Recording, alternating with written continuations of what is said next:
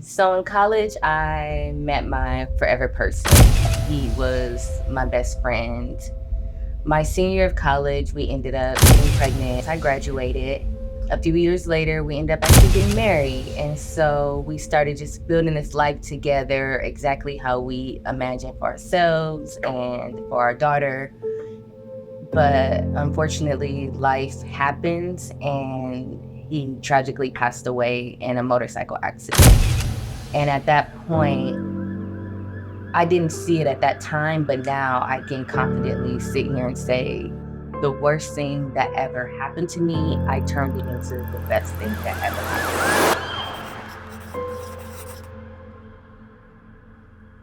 Talk to me about how you guys met.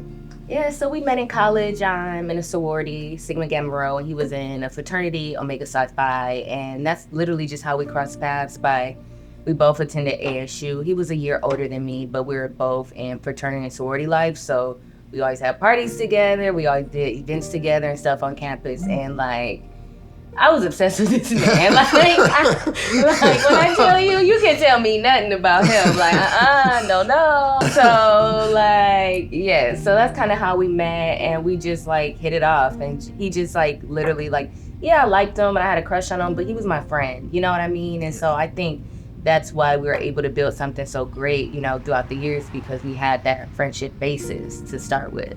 So did y'all keep that friendship relationship as well as creating the marriage titles? We did. And so I think that's what made our relationship so strong, because it started off as friendship, and that friendship grew into love and admiration for one another. And so legit, he was my best friend. And I think that was the hardest part for me when he passed, is because it's that void of my person just being gone in an instant. I was talking to you 1 minute, and then the next, you're gone. That's what I tell people. It's life is short. You never know when somebody could just go. You appreciate them in their moment, because tomorrow is never promised. We had this baby, and so we were just co-parenting. And with that, it's just we were spending more and more time together, kind of living together at that point, taking care of a newborn baby. And so at that point, we finally eventually started dating. And within 6 months of us dating, we decided to get married. And we were actually going to go to the court and get married. But then it was just well, we got to invite this person. And then it snowballed into a big wedding. So that's why it took 6 months. We were we can just go tomorrow. We already know each other. We got a kid, we got a family, you know what I mean? And so it just literally just worked out. And we didn't get married because we had a kid at all.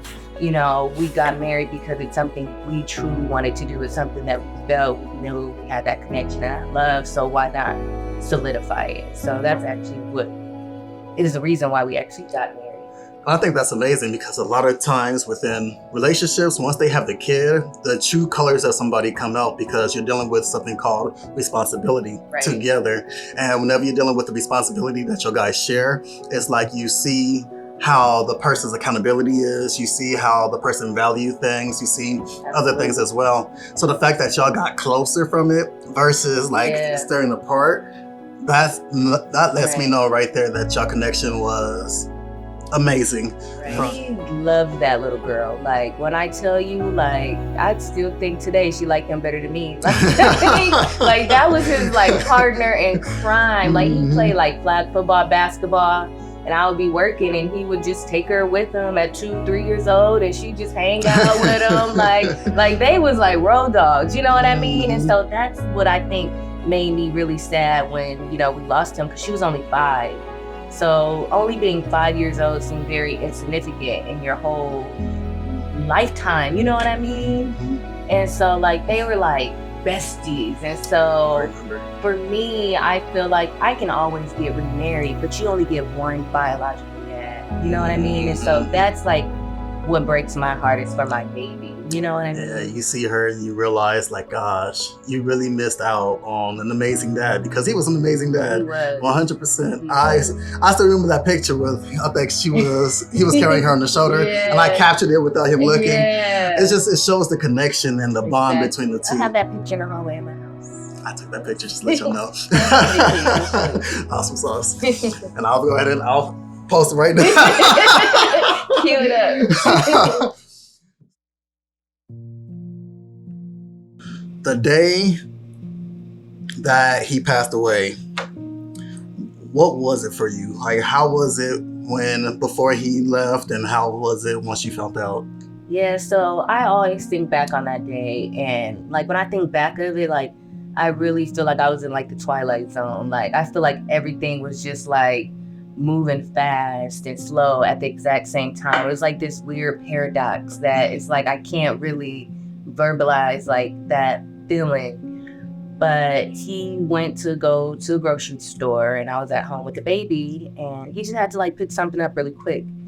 And so it was just taking him a long time. And so I was calling him, he wasn't answering. So then I'm like trying not to be a worrywart and like doing too much and overreacting. And like normally, like I could get a little spicy sometimes. So I was like trying to be mature that day. Trying. So like I was still talking, and I was like, okay, when he comes home, tell him, you know, when he's on his bike and he doesn't answer or you don't hear from him, you get worried. Because normally I'm like, where were you? You know what I mean? But I'm like, be mature. Just tell him why you feel what you feel. So I had my big girl words all prepared and everything. And so I was just waiting. And so I'm like, okay, let me just drive to the store. Because I feel like just sitting here, I'm just like got all this energy like... So I'm like, all right, let me just drive to the store. And my thought was I'm gonna drive to the store, and when I get back, he's gonna be home. But I can't just sit here. So I drove to the store, and I didn't see his motorcycle. Like, you ain't grocery shopping like that on a motorcycle. So then I'm pulling out, and our house is to the left, but I look right and I see like police lights. And I'm like, why would he be like right? Our house is left, but I was like, I have to go see, because I'm gonna go home and still be like, worry, you know? So I went to go see, and his motorcycle was literally right there in the middle. Oh, so you saw the motorcycle? I saw the motorcycle. I did not know that. Wow. Yeah, right there, just the intersection. So did you see him? I did not see him. He was not there. The lady who hit him, she was still at the scene of the accident. So I like pull up in the turning lane, and I get out the car. I'm like, that's my husband's bike. They ask, you know, what's his name? And I tell them, they're like, yes, he already got transferred to the hospital. We can take you over there and we'll have somebody drive your car. So they took me to the hospital. They like put me in this like private room by myself. And as I'm driving there, I call my mom, who lives in Tucson, tell her, she's like, well, do I need to come? And I'm like, no, I don't want you to drive up here on a Wednesday.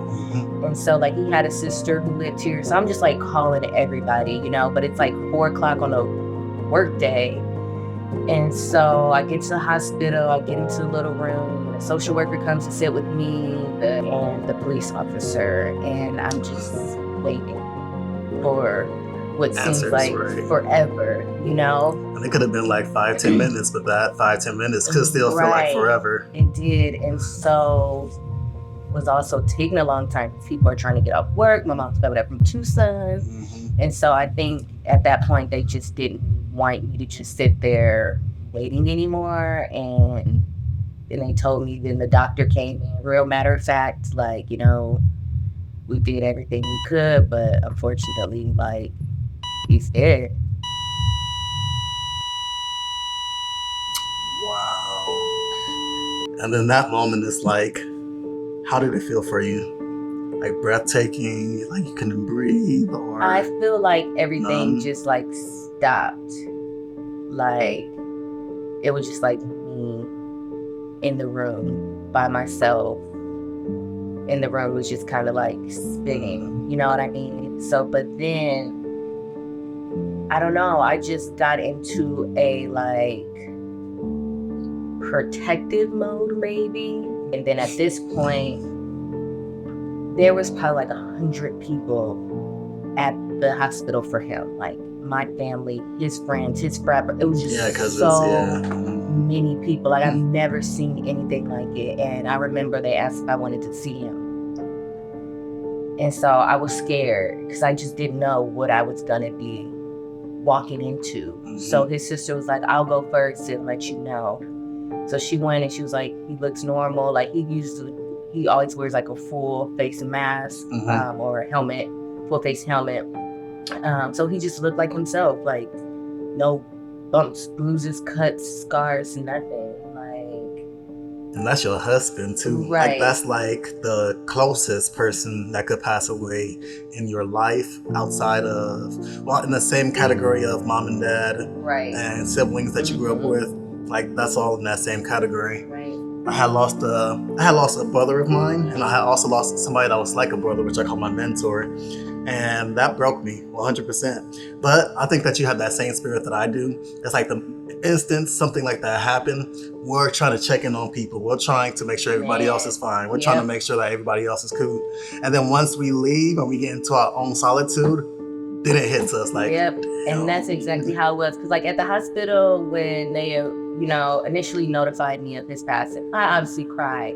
But then after that, I felt like I had to keep it together, because if I didn't, everybody around me was gonna fucking break. That's exactly me. And it's like it's expected from us as well. If we let that, it's like a weakness. If we let the vulnerability happen too soon and around people that was supposed to be the strong ones around, then everybody breaks down. And I couldn't have that, because then I knew if I broke down and everybody broke down, then I'm gonna break down even more. You know what I mean? And for me, I don't even think I'm like a control freak, but I like to have like control of my feelings and my emotions. And I think in that situation, I just didn't know which way my emotions were gonna go, But one thing I do regret in that, looking back on it, I should have just let my emotions be. Like, don't try to hide them, mask them, protect other people. Don't try to just be in whatever that